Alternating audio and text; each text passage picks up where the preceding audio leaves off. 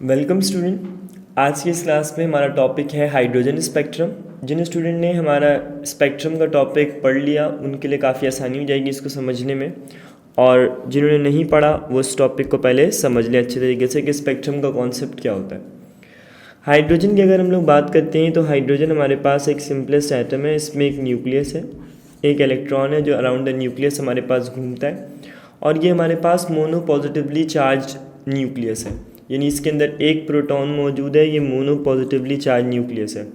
According to the Bohr's theory, अगर हम Bohr's theory की बात करते हैं तो एक ऑर्डिनरी टेम्परेचर के ऊपर, ऑर्डिनरी कंडीशंस के ऊपर इलेक्ट्रॉन अपने लोअर एनर्जी ऑर्बिटल में मौजूद होता है। अगर उसको कहीं बाहर से एनर्जी मिल जाए, कोई इलेक्ट्रिक डिस्चार्ज मिल जाए, जैसे क्रूक ट्यूब एक्सपेरिमेंट है, तो इलेक्ट्रॉन लोअर एनर्जी से कहाँ चला जाता है? हायर एनर्जी पे। जब ये हायर एनर्जी पर जाता है तो यानी अनस्टेबल हो जाता है और फॉल बैक होता है। जैसे ये फॉल बैक होता है, जितनी एनर्जी इसने एब्जॉर्ब करी होती है उतनी एनर्जी ये क्या कर देता है? रिलीज़ कर देता है। तो जो एनर्जी एब्जॉर्ब करी थी उतनी एनर्जी रिलीज़ करेगा, वही energy in the form of photons निकलेगी, और उसी को हम लोग क्या कहते हैं? उसी को हम लोग स्पेक्ट्रम्स कहते हैं। क्योंकि ये सारा काम हम हाइड्रोजन एटम के अंदर करवा रहे हैं, और डिफरेंट जो इलेक्ट्रॉन्स हैं हाइड्रोजन के अंदर, हम उन सीरीज़ के अंदर उसको एब्जॉर्ब करवा रहे हैं।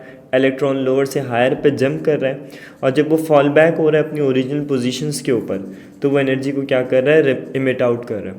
उस एनर्जी को, इमिशन को अगर आप देखना चाहें तो प्रिज्म रख के भी देख सकते हैं। तो आसान अल्फाज में हम यही समझाते हैं कि जो डिफरेंट कलर्स हैं हाइड्रोजन एटम के, वो या डिफरेंट इलेक्ट्रॉन्स जो हैं उनकी वजह से हमारे पास डिफरेंट रीजन्स बन रहे हैं।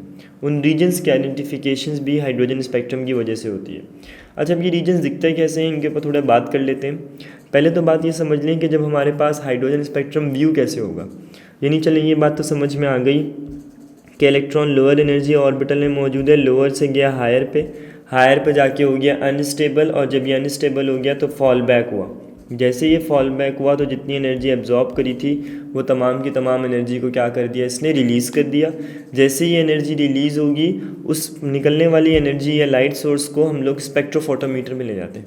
स्पेक्ट्रोफोटोमीटर में जाके वो फिर एक प्रिज्म या ग्रेटिंग के थ्रू जाता है, उसके बाद आगे सैम्पल्स के थ्रू, और उसके बाद अल्टीमेटली हमारे पास एक डिस्प्ले पे पिक्चर आ जाती है, पता चल जाता है जो स्पेक्ट्रल लाइंस हैं वो कैसे जनरेट हुई हैं।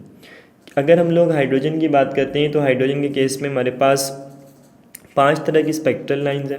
अच्छा, इनकी आइडेंटिफिकेशन कैसे होगी? इनके लिए वेव नंबर है। हर एक स्पेसिफिक जो स्पेक्ट्रल लाइन है उसके लिए एक स्पेसिफिक हमारे पास वेव नंबर मौजूद है। वेव नंबर का फॉर्मूला किसके बराबर होता है? R H into 1/n1² minus 1/n2²। R H क्या होता है? Rydberg constant. इसकी वैल्यू है 1.09678 exponent 7 metre inverse. n1 lower energy level हो जाएगा और n2 हमारे पास हायर एनर्जी लेवल को डोनेट करता है। हाइड्रोजन के केस में हमारे पास 5 तरह के स्पेक्ट्रल लाइंस हैं। 5 तरह के स्पेक्ट्रल लाइंस की मदद से हम 5 तरह के स्पेक्ट्रल रीजन्स डिफाइन कर लेते हैं। इसका फॉर्मूला हमारे पास क्या होता है? ये वेव नंबर की बेसिस पे एनालाइज किया जाता है। वेव नंबर हमारे पास बराबर होता है Rydberg constant into 1/n1² minus 1/n2² के बराबर होता है। आर एच हमारे पास किसके बराबर आएगा? रेडबर्ग कांस्टेंट के बराबर आएगा। इसकी वैल्यू 1.09678 एक्सपोनेंट 7 मीटर इनवर्स है। n1 हमारे पास लोअर एनर्जी लेवल होता है और n2 हमारे पास हायर एनर्जी लेवल होता है। अब अगर हम बात करते हैं इन सीरीज़ की, तो अगर हम गौर से देखें तो आप देख सकते हैं हमारे पास वही जो हम बात बता रहे थे कि लोअर से और हायर से फिर लोअर पे। अच्छा, सारा काम हायर से लोअर इसलिए हो रहा है क्योंकि जब हायर से लोअर पे आएगा ना तभी एनर्जी को इमिट आउट करेगा। ज़ाहिर है जैसे ही हमारे पास हायर से लोअर पे आएगा तो तभी हमारे पास एनर्जी को क्या कर देगा? ये बाहर निकाल देगा, एनर्जी को इमिट आउट करेगा। अब होता क्या है? 5 तरह की सीरीज़ डिस्कवर हुई, लाइमन, बार्मर, पैस्टन, ब्रैकेट, फंड। अब ये होता है किस तरीके से मामलात हैं, इसको ज़रा समझ लेते हैं। आसान है कि समझ में आ जाए कि एनर्जी तो बराबर होती है एच न्यू के, ठीक है। अगर एनर्जी का पता लग गया तो फ्रीक्वेंसी का पता चल जाएगा, फ्रीक्वेंसी की मदद से वेव नंबर निकल आएगा, उसकी मदद से सारी कैलकुलेशन हो जाएंगी। एक बात ये समझ लें कि फ्रीक्वेंसी और वेवलेंथ का एक रिलेशनशिप है। वो रिलेशनशिप इन्वर्स है। जितनी ज़्यादा फ्रीक्वेंसी होती है उतनी कम वेवलेंथ होती है। और वेवलेंथ क्या चीज़ है? वेवलेंथ 2 आइडेंटिकल पॉइंट यानी क्रस्ट टू क्रस्ट और ट्रफ टू ट्रफ का डिस्टेंस होता है। अगर हम किसी वेवलेंथ की बात करें तो इसका जो टॉप रीजन है ये क्रस्ट कहलाएगा, ये भी क्रस्ट, दोनों क्रस्ट के दरमियान जो रीजन बच गया वो वेवलेंथ है। सिमिलरली अगर दो ट्रफ के दरमियान डिस्टेंस होगा तो वो भी हमारे पास क्या कहलाता है, वेवलेंथ कहलाता है। इसका यूनिट सेंटीमीटर, मीटर कोई भी हो सकता है, मिलीमीटर में भी ले सकते हैं। अब हमें क्या करना है, हमें इन सीरीज़ को समझना है। आप देख सकते हैं 1 2 3 4 5, हम लोग 5 6 किसी कोई भी सीरीज़ समझ लें, बस जो फॉल बैक होता है इलेक्ट्रॉन जिस सीरीज़ पे, उससे हम डिफ़ाइन करते हैं। मिसाल के तौर पे हमारे पास अगर कोई इलेक्ट्रॉन फॉल कर रहा है लाइमन पे, यानी नंबर 1 वाले ऑर्बिट पे या नंबर 1 वाली सीक्वेंशियल लेवल पे, तो वो हमारे पास क्या कहलाएगा, वो हमारे पास लाइमन सीरीज़ कहलाएगी। वो कैसी होती है दिखा देते हैं अभी।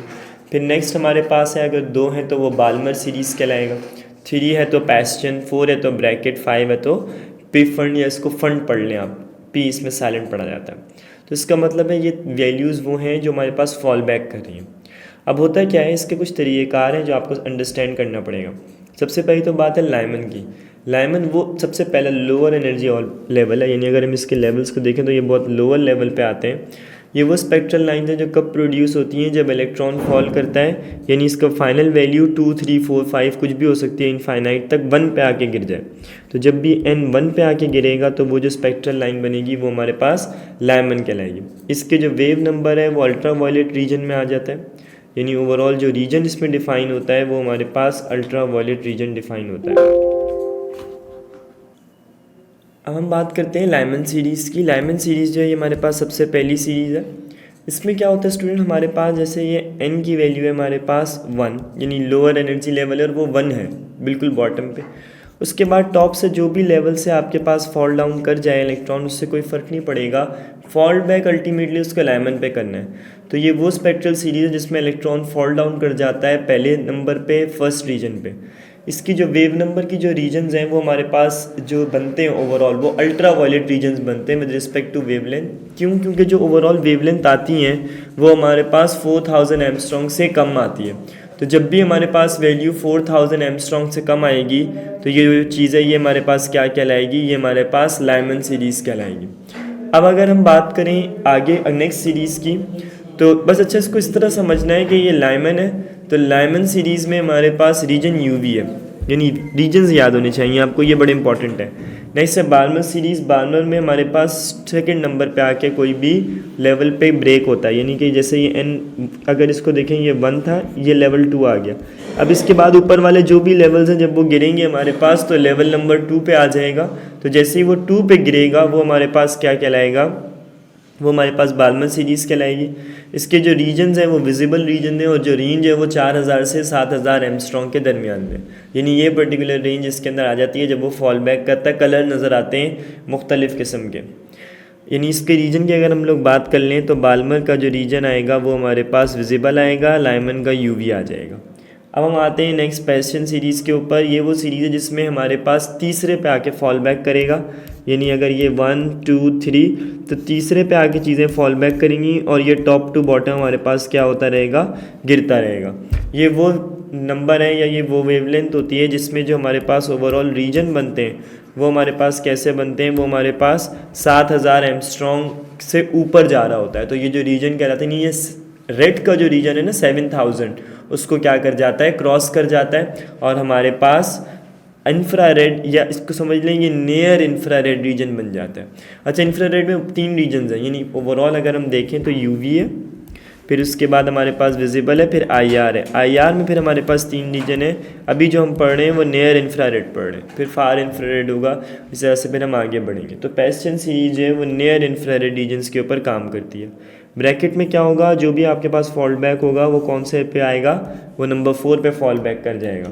नंबर 4 पे फॉल बैक करने का मतलब ये कि migration of electron higher level से किसके ऊपर हो रही होगी, N1 के, यानी ये इसको 4 कंसीडर किया हुआ है, बाकी नीचे मौजूद है लेकिन उसको हम लोग कोई कंसीडरेशन में लेके नहीं आ रहे, बस हम ये कह रहे हैं कि नंबर 4 पे फॉल बैक कर रहे हैं और ये हमारे पास मिड इंफ्रारेड रीजन में फॉल करता है। तो ये इसका जो रीजन होता है वो MIR होता है, मिड इंफ्रारेड रीजन्स। उसके बाद जो है हमारे पास ये 7000 सब क्रॉस ही कर गए सारे। फंड कह लें इसको, जो फंड होता है उसमें क्या होता है स्टूडेंट, उसमें हमारे पास जो फॉल बैक होता है वो 5 पे होता है, यानी ये 5 के ऊपर होगा। इससे पहले ज़ाहिर है 4 3 2 1 मौजूद हैं, लेकिन जो सबसे टॉप पर हैं वो 6 7 8 की अगर हम लोग बात करें तो टॉप टू बॉटम वो हमारे पास गिर रहे हैं और वो हमारे पास फार इंफ्रारेड रीजन्स बना रहे हैं। यानी अगर हम लोग IR की बात करें तो नियर इंफ्रारेड, मिड इंफ्रारेड, फार इंफ्रारेड, ये 3 तरह के जो IR रीजन्स हैं वो हमारे पास आ जाते हैं। इसमें वैल्यूज़ क्या हो जाती हैं, इसकी वैल्यू हो जाती है 5, 4 और 3। जबकि अगर n की वैल्यू 2 है तो वो हमारे पास विजिबल रीजन में आ जाएगा, और अगर n की वैल्यू 1 है तो वो हमारे पास कौन से रीजन में आ जाएगा, UV रीजन में आ जाएगा। तो इस तरह से ये हमारे पास 5 सीरीज़ है स्पेक्ट्रम की, हाइड्रोजन स्पेक्ट्रम की, जो हमारे पास रिलीज़ होती हैं। बाल्मर के अलावा बाकी कोई देख ही नहीं जा सकती इंसानी आँख से, वो सिर्फ हमारे पास मशीनरी इक्विपमेंट के थ्रू एनालाइज की जा सकती है।